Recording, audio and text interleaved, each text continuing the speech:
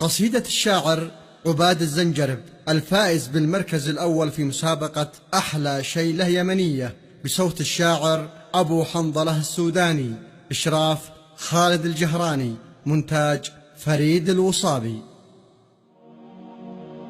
يا سهات القوافي وانتقي زين الكلام، وارسم من اوصاف اليماني في صميم بيوتها. يا نسيتي اكبر فخامه على صدري وسام، اسم اليماني لا حضر له تنحني هامتها.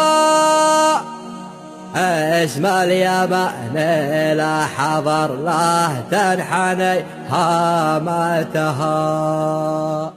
يا هاجي سيهة القافي وانتقي زين الكلام، وارسم من اوصاف اليماني في صميم بيدها.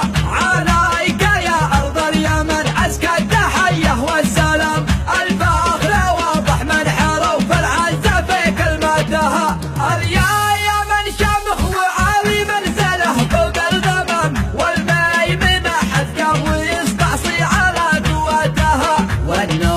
نور العين لا جنح بنا ليل الظلام، أحرف ثلاثة في عيوني ساكنة جواتها.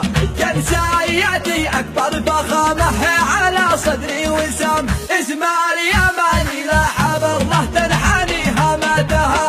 حبي لغير أرض اليمن يا لابتيه أكبر حرام، وما استحيل الحر يتخلى على سستها. يرتاح قلبي لا ذكرنا الناس الكرام، جبالها فيها الشموخ والعز في ساحتها.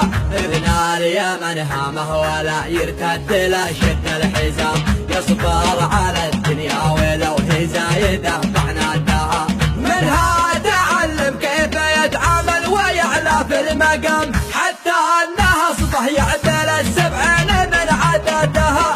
يا موطن التاريخ من بعد الحضارة القدام، شمعوا خدايم في معاليها وفي راياتها.